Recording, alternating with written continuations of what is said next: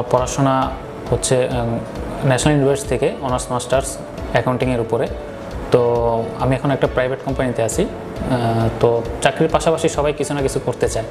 তো আমারও একটু ইচ্ছা ছিল যে চাকরির পাশাপাশি কিছু করব। আমার প্রথম ফাইবারের কাজটা যখন আমি ব্যাড রিভিউ পাই, রিভিউটা আসলে ডিপেন্ড করে বাইরের উপরে। তার কমেন্টস যদি ভালো হয় তাহলে গুড রিভিউ আসবে, তার কমেন্ট যদি খারাপ হয় তাহলে ব্যাড রিভিউ আসবে। তো ব্যাড রিভিউ চলে আসার কারণে আমি একটু হতাশ হয়ে যাই। আসলে আমি মনে হয় না আর পারবো।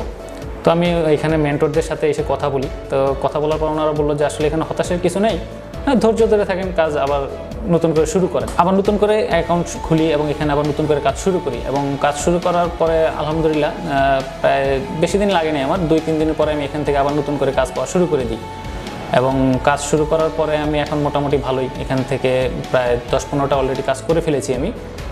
এবং আমার এখান থেকে একজন বায়ার আমাকে অফার করে যে তার কোম্পানিতে মেম্বার হিসেবে পার মান্থ $300 বেসিসে একটা কাজ করার জন্য, এবং সেটা উনি না বলা পর্যন্ত এটা চলতে থাকবে।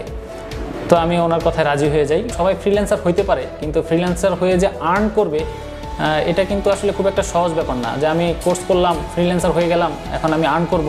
আসলে ব্যাপারটা তা না। আপনি শিখছেন, আপনি শিখতে থাকেন, কারণ শিখার শেষ নেই। আপনি যত লার্ন করবেন তত শিখবেন।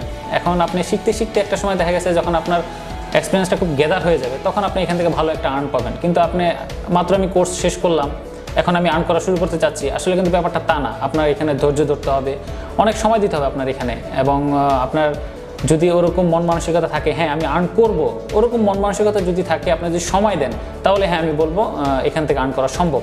আর যদি মনে করেন যে না আমি কোর্স শেষ, এখন আমি আর্ন করা শুরু করব, তাহলে এটা পসিবল না। আপনার একটু ধৈর্য ধরে আপনার কাজ করতে হবে। চলার পথে বাধা থাকবেই, এটা স্বাভাবিক। যদি বাধা না থাকে তাহলে তা হলো না, বাধা থাকতেই হবে, বাধা থাকবেই। কারণ আপনি যত ভুল করবেন তত শিখবেন।